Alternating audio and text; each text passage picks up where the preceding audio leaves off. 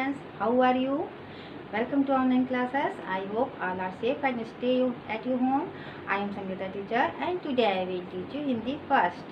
And today our topic chapter 2 Paramveer Senani. So students, let's start. Take your books, class, and open your page number 13. So students, part 2 जो कि एक परमवीर सेनानी इसका name है और एक ये शौर्य कथा है, यानी कि वीरता की कहानी है। और इसमें एक सैनिक के मातृभूमि के प्रति कर्तव्य को दिखाया गया है कि एक सैनिक किस प्रकार अपने देश की रक्षा के लिए, अपने मातृभूमि के लिए अपने कर्तव्य का निर्वहन करता है। तो आइए शुरू करते हैं। उससे पहले बच्चों, कुछ कठिन शब्द आपके बुक में आए हैं जिन्हें आप अपने बुक में अंडरलाइन कर लीजिए। पहला है हमारा पूर्वी, दूसरा है फौज, तीसरा है अब्बा, चौथा लाम, नेक्स्ट पलटन, सूरमा, ट्रेनिंग, तितर बितर, चींटियों, वीर गति, सपाट, पाकिस्तान, कमान, हौसला, पस्त और खेत होते सम्मानित। ठीक है, ये हमारे कठिन शब्द है, इन्हें आप अपनी बुक में अंडरलाइन कर लीजिएगा।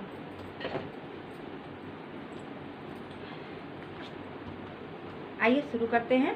ध्यान से बच्चों अपने बुक को देखिएगा और सुनिएगा। पूर्वी उत्तर प्रदेश का एक छोटा सा गांव है जहां पर एक दर्जी की दुकान है और उस दुकान पे कौन बैठता है?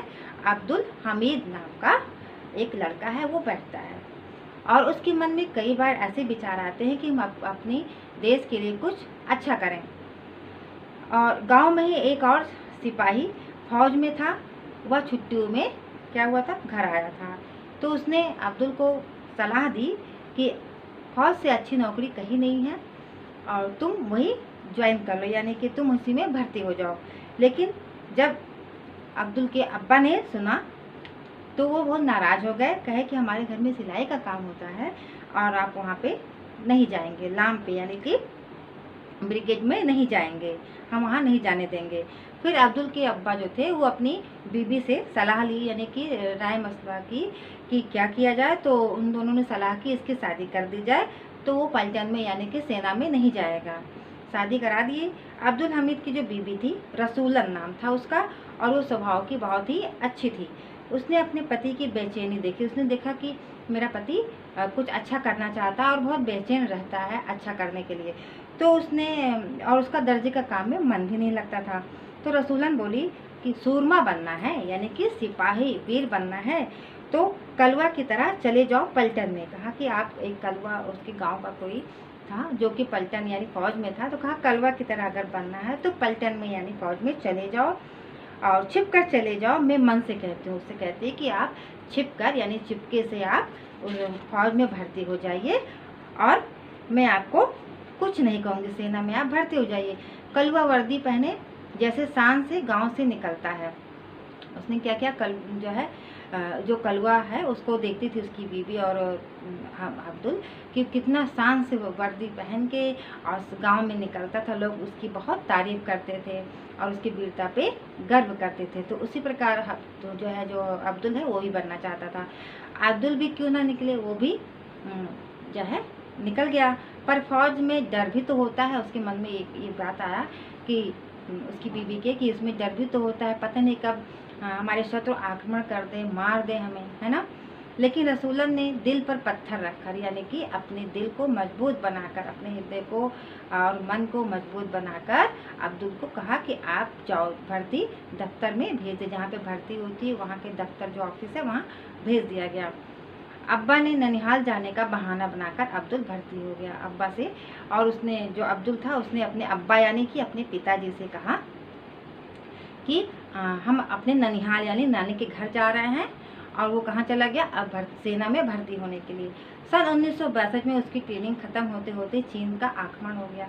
फिर उसने जो है सन 1962 में उसकी ट्रेनिंग खत्म हो गई। जहाँ पे भर्ती करने गया तो वहाँ ट्रेनिंग होती है पहले ना, फिर उसके बाद जो है बॉर्डर पे भेजा जाता है। तो उसकी ट्रेनिंग खत्म हो गई और उसी बीच क्या हुआ, जब खत्म होने लगी तो चीन, आप जानते हैं चीन देश है, उसने क्या किया, चीन का आक्रमण हो गया, यानी कि हमला बोल दिया। अब्दुल हमीद भी मोर्चे पर गया था। जो अब्दुल हमीद था अपने गांव से चुपके से गया था, वो भी मोर्चे पर यानी कि उस जगह पे गया था जहाँ पे चीन ने आक्रमण किया था। चीनी सैनिकों ने भारी संख्या में चींटियों की तरह आगे बढ़ना शुरू किया। अब चीनी जो सैनिक थे, जो वहाँ के सैनिक थे, वो बहुत ही अधिक संख्या में थे और वो चींटियों की तरह आगे बढ़ते हुए भारत की तरफ शुरू कर दिए। भारतीय सेना तितर बितर हो रही थी और जो भारत की सेना थी वो तितर बितर मतलब इधर उधर होने लगी थी। चीनी सेना के घेरे से निकलना कठिन हो रहा था और चीनी की सेना क्या थी, वो लोग भारत को चारों तरफ से घेरना स्टार्ट कर दिए थे, जिससे भारत की जो सेना थी वो इधर उधर भागने लगी थी। चीनी सेना के घेरे से निकलना कठिन हो रहा था और वो वहाँ से निकल नहीं पा रहे थे। बहुत से जवान रास्ता भटक गए। जब भागने लगे डर के मारे चीनी से, तो वो सब क्या किया, अपना रास्ता भटक गए कि क्योंकि वहाँ पे सब रेत या पत्थर पहाड़ी होते हैं, तो पता तो रहता नहीं कि कौन सा सड़क तो बनी नहीं रहती, कहाँ पे जाना। तो वो लोग अपना रास्ता भटक गए। कुछ मर खप गए, यानी कि कुछ उसी में भागने की वजह से, कुछ जंगल में चले गए, कुछ नदी में कूद गए। इस तरह कुछ सैनिक मर गए। पर अब्दुल हमीद लंबा रास्ता चलकर किसी प्रकार बच निकला। और जो अब्दुल हमीद हमारे गांव जो गांव से गया था ट्रेनिंग के लिए और चीन पे मोर्चे पे गया था, वो बहुत लंबा रास्ता चलते चलते बच गया। उसके साथ उसके 2 साथी ही रह गए थे, वो था और उसके 2 साथी और थे। 10-15 दिनों तक दुश्मनों से बचते बचते हुए अपने इलाके में पहुँचे। कलवा मतलब कि 10-15 दिन तक वो बेचारा जो अब्दुल था वो चलता रहा, चीनी से बचते हुए, चीनी सिपाहियों से पैदल यात्रा करते हुए अपने इलाके में पहुंच गया। और जो कलवा था, जिसको देख के इसको गर्व होता था, जिसको देख के इसने अपने जो है वर्दी पहन के और भर्ती के लिए अपने गांव से निकला था, उसको वो गोली का शिकार हो गया, यानी कि वो शहीद हो गया वहीं पे। अब्दुल उसे देखकर सकते में आ गया, पर क्या हो सकता था। लेकिन जब उसने देखा अब्दुल ने कि जो इस कलवे को देखकर हम अपने सेना में भर्ती हुए थे, इसकी वीरता की जो है कहानी सुना करते थे, आज वो हमारे सामने शहीद हो गया और उसको देखकर उसे बहुत दुख हुआ। लेकिन कर क्या सकता था। एक दिन भारत का तिरंगा झंडा दिखा। घायल अब्दुल हमीद वहाँ जा पहुँचा। तो फिर एक दिन क्या हुआ कि वो जब चलता रहा तो उसे एक पहाड़ पे क्या दिखा, भारत का तिरंगा झंडा। भारत का तिरंगा होता है ना झंडा, जिसमें 3 रंग होते हैं, उसे वो दिखा। अब्दुल हमीद वहाँ जा पहुँचा। वहाँ जाकर पता चला कि लड़ाई बंद हो गई है। जब वहाँ पर गया तो देखा कि चीनी और भारत की जो लड़ाई थी वो बंद हो गई है और सेना को घर जाने की छुट्टी मिल गई है। और जो सेना थे वो घर जाने के लिए उनको छुट्टी का आदेश आ गया था कि आप अपने घर जा सकते हैं। अब्दुल हमीद घर पहुँचा। फिर अब्दुल हमीद को क्या हुआ कि वो अपने घर गया जहाँ से चुपके से आया था। गांव में बड़ी खुशी मनी, पर जब कलवा की माँ भागी भागी आई तो उसकी आंखें पूछ रही थी। वो जब गया अपने गांव में तो सब लोग बहुत खुश थे कि जो है हमारा जो अब्दुल हमीद है वो सुरक्षित घर वापस आ गया और सब लोग बहुत खुश है। लेकिन जब कलवा जो मारा गया था, शहीद हो गया था, जब उसकी माँ भागी भागी अब्दुल के पास आई तो उसकी आंखें पूछ रही थी कि मेरा लाल कहाँ है, यानी कि मेरा बेटा कहाँ है। तो हमीद क्या जवाब देता, कैसे झूठ बोले कि नहीं अभी आएगा। आखिर उसने कलवा की बहादुरी और साहस की बात उसने बताया कि आपका बेटा बहुत ही बहादुर है और किस प्रकार उसने चीनी सैनिकों से लड़ते हुए और बहादुरी से लड़ते हुए जो है शत्रुओं का सामना किया और वीर गति पाने के बाद उसने बता ही दी कि किस प्रकार वह वीर गति को प्राप्त हुआ।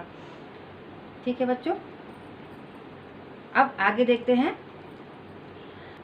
तो बच्चों, उसने कलवा की कहानी, कलवा की वीरगति की जो बात थी उसने उसकी माँ को बता दी, झूठ नहीं बोला।